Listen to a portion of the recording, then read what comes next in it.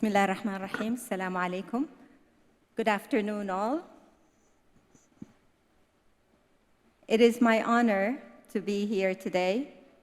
I'd like to start by congratulating the government of the Kingdom of Saudi Arabia and the Digital Government Authority for the achievements and the leadership and the continuous improvements in the quality and access for digital service delivery in the Kingdom. As His Excellency the Governor noted earlier this morning, you have made the ranks in a very short period of time, and this is definitely worth recognizing. I also would like to recognize the partnership that the World Bank has with the Digital Government Authority. Digitalization is critical for the World Bank in our new evolution roadmap, and it is one of 6 challenge programs that we focus on for greater impact around the world. But we also value partnerships with other development banks, such as the Islamic Development Bank. And it is my real honor to welcome His Excellency Mohammed Suleiman Al-Jasir, the chairman of the Islamic Development Bank Group, to this fireside chat. Welcome, Your Excellency. Thank you. Your Excellency, I'm going to ask you a few questions to learn more about what the Islamic Development Bank is doing with regards to the digital divide. So let me start by asking you, how do you see, Your Excellency, the potential impact of bridging the digital divide in the overall digital ecosystem? What is the Islamic Development Bank strategy for bridging the digital divide? Bismillah ar-Rahman ar-Rahim. Thank you, Sister Safa.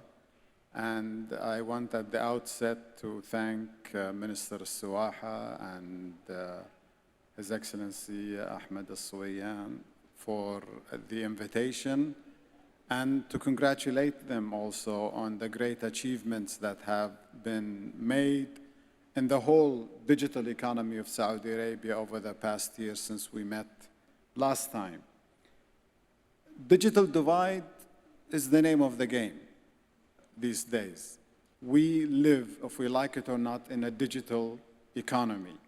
During the COVID, almost 2 billion children had no connectivity, so they lost out a lot of education. It was connectivity. It was the digital connectivity that deprived them of one of the most important basic human rights, which is education. Therefore, we at the Islamic Development Bank, we are in the business of development and developing countries, because we have 57 member countries, all of them developing economies. Some are much more advanced and sophisticated, like Saudi Arabia and others. And we have 31 fragile economies. We have 29 least developed economies. But for all of those, the name of the game is the digital divide. Therefore, digital divide undermines and creates serious problems for economic development. And for all the work that we try to do in development is hindered by the lack of digital connectivity. Therefore, connecting the unconnected is really the most important challenge, but it should be also the most important target for all of us. It is not an exaggeration to say that digital inclusion should be the top priority, that development institutions, including the Islamic Development Bank, but also including the World Bank, the African Development Bank, and all of the other MDBs, and of course the UN system. And this means that the Islamic Development Bank is called upon to contribute in some ways to this type of development. That is why we have the digital inclusion. We have budgeted about $250 million to kickstart this activity for some of our member countries. We are working with the private sector because That is where most of the financing would have to come from for the basic infrastructure in the digital economy. We have very good relationships with the UNDP, for example, the ITU, and other organizations that share our thinking about the digital economy. And the infrastructure is important, but the most important is really the skills of the population. And that is something that we also have to pay a lot of attention to, because you need that combination. You need the hardware and you need the software. You need the infrastructure and you need the superstructure. If you don't work on all of those, you're not going to achieve the desired results. And we're very well aware of that, but also we need to have a coalition of the willing to really come together and do what needs to be done.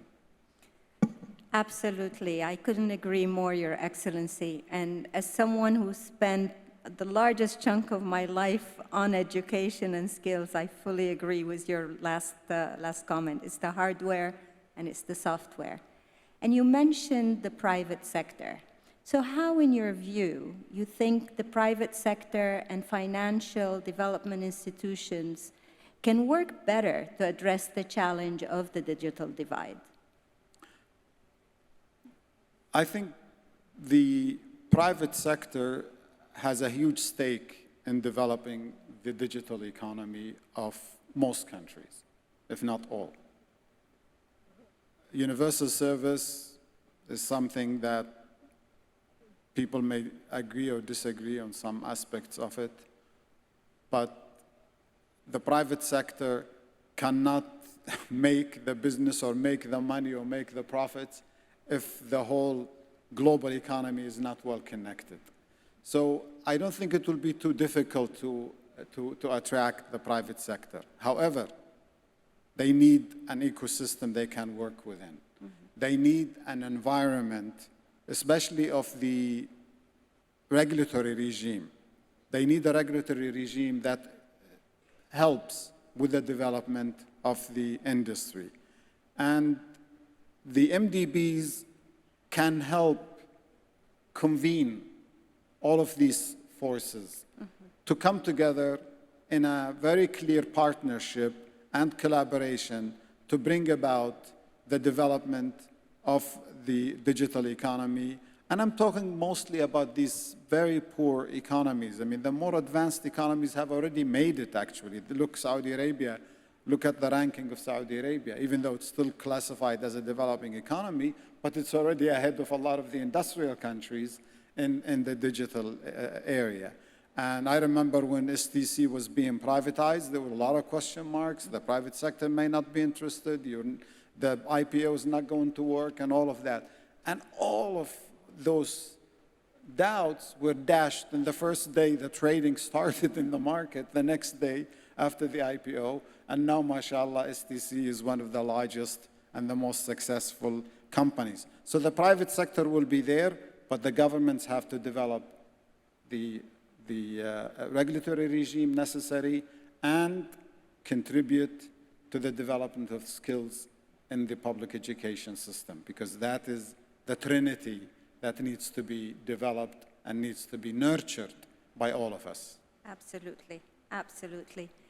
So Your Excellency spoke about the partnerships, but really, what is that one key challenge that you think the world faces today in terms of the digital divide? And what is the Islamic Development Bank doing to address it in its member countries? What worries me the most, I think Mr. Lee mentioned that now more than 5 billion people are connected. Wonderful, great achievement, and we should celebrate it. But I'm more worried about the 2.7 billion that are unconnected, and they are mostly in my member countries, the members of the Islamic Development Bank. 820 million of those are citizens of the 57 member countries of the Islamic Development Bank. And if we were to connect all of those, it's going to cost about 136 billion. I mean, that's a very rough estimate, $136 billion. The good news is that I think if the environment is created that we talked about earlier by the governments and by the MDBs and all those that are interested in the development of the poorest and the least fortunate of our international community, then the private sector can actually bring about that investment, because telecom is a lucrative business. It's not a public good, even like trains where you know that you have to subsidize it ad infinitum. No, telecom and digital industry is something that can be a very good business. So my worry is that those unconnected would remain unconnected. It's a challenge we're working on, and we're building bridges with all of those concerned, the UN, the World Bank, the African Development Bank, the Asian Development Bank, all of the development institutions. And I'm optimistic that all of us will come together to really make a difference in the lives of those that have been waiting for too long for that connectivity. Look, I mean, we saw all of the government services, for example, that are provided in Saudi Arabia. But if you don't have the connection, all of that is zero.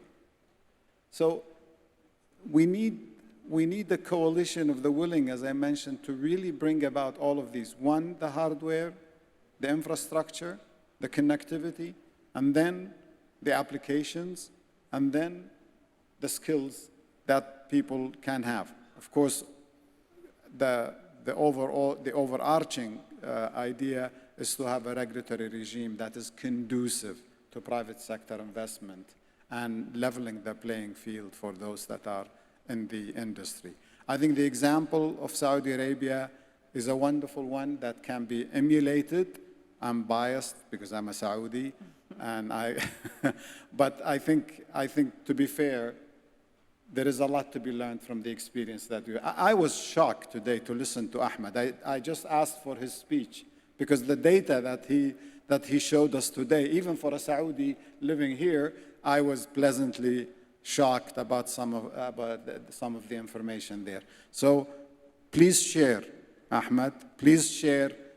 The world needs your experience, the experience of Saudi Arabia, to share it. And we are willing, through South-South cooperation, through the reverse linkage, to bring some of your achievements to other countries that are really in dire need of the help.